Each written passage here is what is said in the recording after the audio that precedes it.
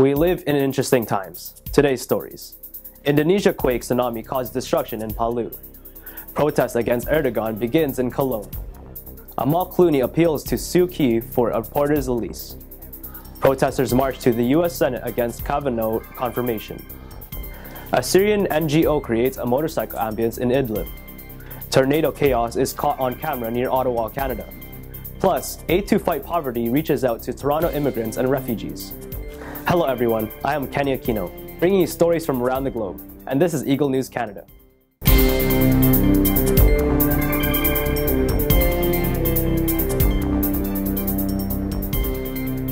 Houses and cars are submerged in water, and a bridge is destroyed in tsunami-struck Palu after waves 1.5 meters high slammed into the Indonesian city. Officials said Saturday nearly 400 people were killed when a powerful quake sent a tsunami barreling into the Indonesian island of Sulawesi, as hospitals struggled to cope with hundreds of injured and rescuers scrambled to reach the stricken region.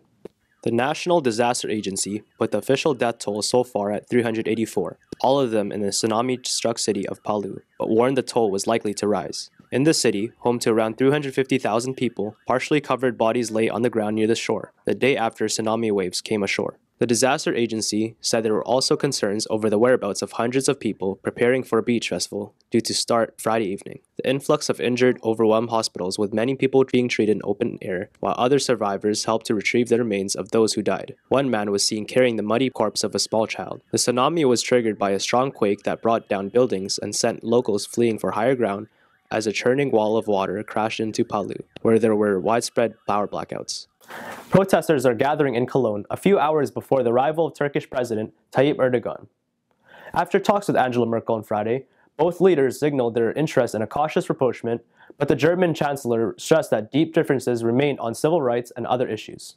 Some 10,000 Erdogan critics took to the streets in Cologne, protesting everything from Turkey's record on human rights and press freedom to its treatment of minority Kurds. About 300 people had gathered on the bank of the Rhine early Saturday. They held banners proclaiming Erdogan not welcome and shouted slogans such as international solidarity and away with fascism. He said, quote, "I want to be the voice of people who can't take to the streets in Turkey because they have been arrested, killed, or otherwise suppressed. Erdogan thinks anything that differs from his opinion is terrorism. I am here to show solidarity." A German student turned up in a suit spotted with fake blood. He held a giant banner with several other people that read "Dictator, Mass Murderer." The 22-year-old said, "I can understand that he was invited to Berlin, but that he is coming to Cologne is a provocation. We are here to show Cologne does not want you." Erdogan supporters, meanwhile, gathered at the Cologne Central Mosque, an imposing dome-shaped building next to the shadowy Turkish-controlled DITIB organization. Cologne police said that they braced for one of their biggest ever deployments. Both Cologne Mayor Henriette Reker and the state's premier, Armin Laschet, pulled out of attending the opening as criticism of Erdogan's visit grew. The snubs echo the lukewarm welcome the Turkish leader received the previous evening at a state dinner hosted by German President Frank-Walter Steinmeier, which several opposition politicians boycotted.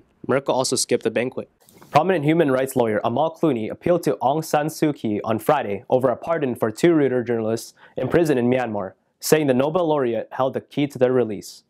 The two fathers, accused of breaching Myanmar's state secrets law while reporting on a massacre of Rohingya Muslims, were jailed for 7 years earlier this month, fueling international outrage. Clooney said the journalist families had already submitted a request for their pardon, adding that the president can grant a pardon following consultation with Suu Kyi. The British-Lebanese lawyer told an event dedicated to press freedom on the sidelines of the United Nations General Assembly. The government can, if it wants to, end it today. She hailed de facto leader Suu Kyi to her stated priority of releasing prisoners of conscience and of having spoken of the need for a free press if the country is to transition to a full democracy. Clooney said Suu Kyi knows that mass murder is not a state secret and that exposing it doesn't turn a journalist into a spy. Earlier this month, Suu Kyi defended the jailing of 32-year-old Wallon and 28-year-old Kyaw So-u, hitting back at global criticism of a trial widely seen as an attempt to muzzle the free press. Clooney recalled that when she was a student at St. Hugh's College, Oxford, the Nobel Peace Laureate, who studied at the same college 30 years earlier, had been a hero to me. You know, if you look at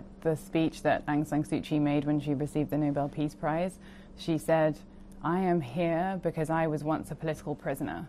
And her message was, one political prisoner is one too many, and she asked people to help political prisoners wherever they may be. Well, that's exactly the message that we have to her now, is to say, you know, we have hope that you will do the right thing in this case, because these are not ideas that are being imposed on you. These are your own principles that you've espoused. You know, you fought for so many years to be freed from the same prison where they now sit.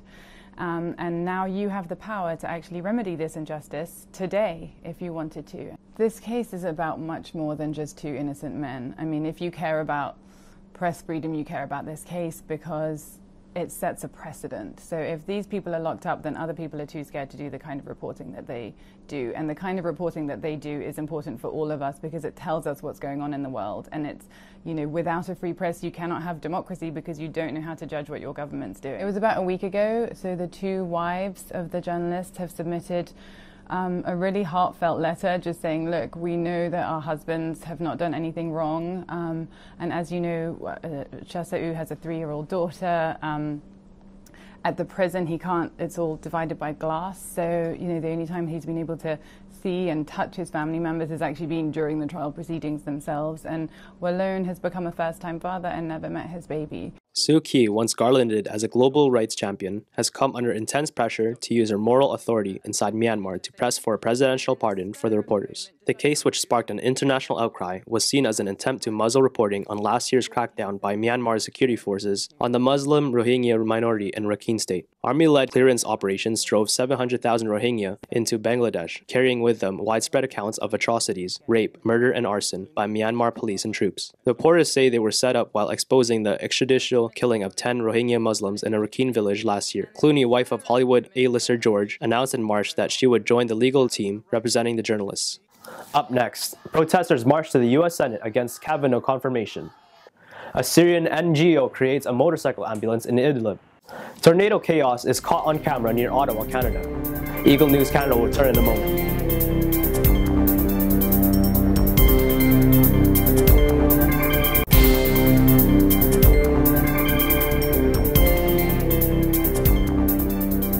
Welcome back. You're watching Eagle News Canada.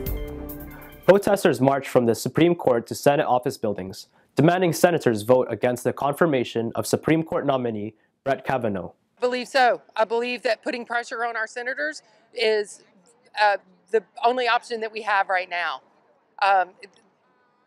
This entire process has been so crooked from the beginning because the Republicans have been pressing just to get him confirmed. This man does not belong on our court.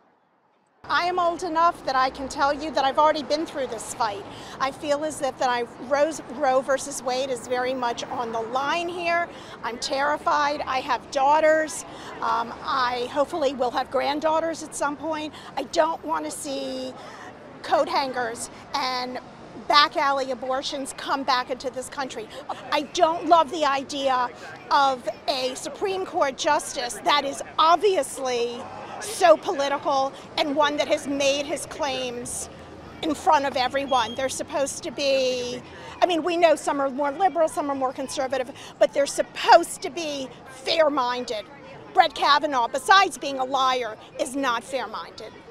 To understand that there is a political party that can look at Dr. Ford and her testimony and say, screw you, I don't believe you, we're going to put that man who did that to you on the highest court of the United States is unbelievable. It's literally a tragedy for our country. It's unimaginable in the year 2018 that we are even at this point. It's a crisis for our country. The Senate Judiciary Committee announced Friday it would ask President Donald Trump's administration to order a fresh FBI background investigation into Supreme Court nominee Brett Kavanaugh, who has been accused of sexual assault while he was a teen. The move signaled that Senate Republicans have agreed to put off a final vote on the conservative judge's confirmation for another week, as Democrats have demanded. The announcement came after a key Republican senator, Jeff Flake, suggested he would withhold his support for Kavanaugh unless Trump ordered a new probe into the judge's background. To enter narrow alleys to evacuate casualties faster in case of bombardments against residential areas, an NGO in Syria's Idlib created a motorcycle ambulance.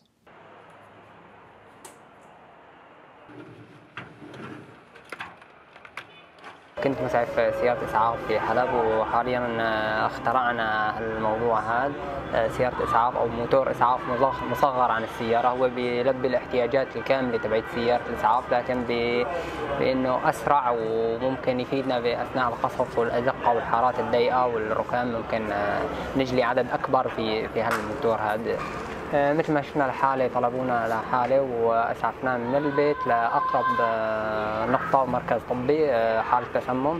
طبعا نحن شفتوا الحالة كانت بوقت سريع، وبين حركة السيارات زحمة السيارات حتى كانت حركتنا أسرع وأنشط من سيارات الإسعاف الطبيعية. نحن طبعا بغض النظر أنه كان قصف أو حالات إسعافية ممكن نلبي الجميع إن شاء الله.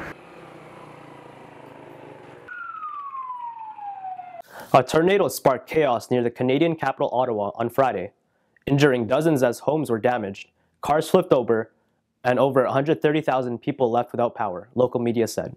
Meteorologists reported gusts whipped up to around 120 miles per hour with the city of Gatineau, about 5 miles north of the capital, taking the brunt. Images on social media showed homes with damaged rooftops as debris was seen swirling through the air in video footage. Ottawa Emergency Services official Anthony DeMonte told local media around 30 people were injured, 5 seriously. Meanwhile, electricity company Hydro-Quebec reported over 130,000 customers were without power in the Ottawa area Friday evening. Canadian Prime Minister Justin Trudeau urged residents to check on neighbors who might need the help. He said on Twitter, "We're monitoring the situation and thinking of everyone affected." A weather alert was put in place Friday afternoon for all of southern Ontario and Quebec. Winds eased by the time they reached Greater Montreal, which was hit by heavy rains but escaped major damage. Coming up, Aid to Fight Poverty reaches out to Toronto immigrants and refugees. Eagle News Canada will return shortly.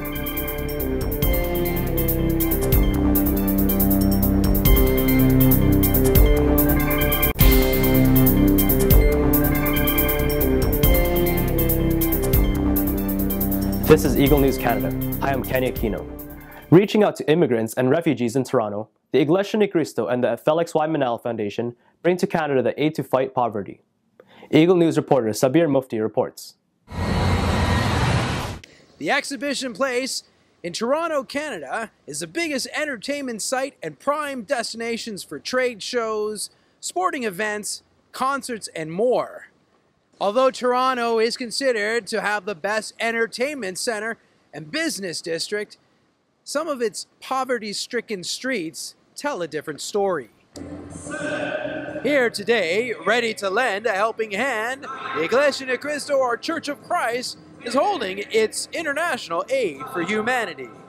The Iglesia Ni Cristo, Church of Christ, led by Executive Minister Brother Eduardo V. Manalo, conducts its International Aid for Humanity to fight against poverty in cooperation with its humanitarian arm, the Felix Y. Manalo Foundation. We have about 4,000 care packages with winter articles, some food that we thought that would be very helpful to that kind of situation. And once we finish helping the people who are able to come, we're going to take the leftover bags and we're going to go through the city. We're going to go through the town and we're going to find these people. We're going to just hand it to them as a gesture of loving our fellow men. This charitable event will benefit new immigrants, refugees, people living with disabilities, the elderly, men and women, youth communities, and those who are afflicted by economic challenges. Check donations were handed out by Brother Glesario Santos, the Iglesia Ni Cristo's internal auditor, to all the shelters who participated in this event. Yeah, thank you so much for your generous donation to the neighborhood organization. We really appreciate the help to the community. The community is very grateful for your support and really giving back to those in need. It's a very powerful event, and to invite everyone together, I think this is very powerful. This is something big, really, you know. When you come here and just like you see this kind of crowd and you see the people with this high feeling here, it means a lot to us. It is a lesson for all of us, you know, just like to attend the Church of Christ, something really special and global, you know, just like globally, to see just like how they organize this event and how they put all the effort to show us just like all of us, we can just like come together and also support, just like whenever we are possible, we can make a difference.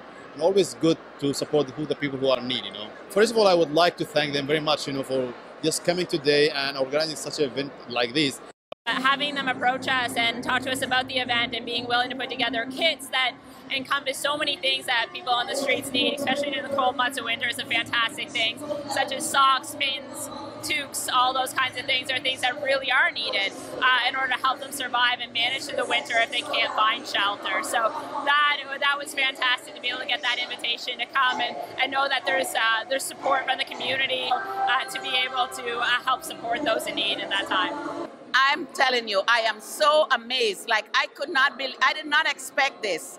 I thought, oh, we're just coming down. Shadi said to come down, you'll get something. And I'm thinking, okay, I didn't really want to come. But when I came, I was really, really touched. And to see how the church is reaching out to the community, I am very much impressed.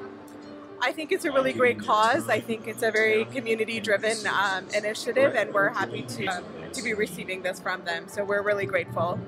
Church members gave away winter accessories, basic necessities, hygiene kits, and food items for the recipients. Here in Toronto, there are so many people who are suffering from poverty, and also a significant number of people who are homeless.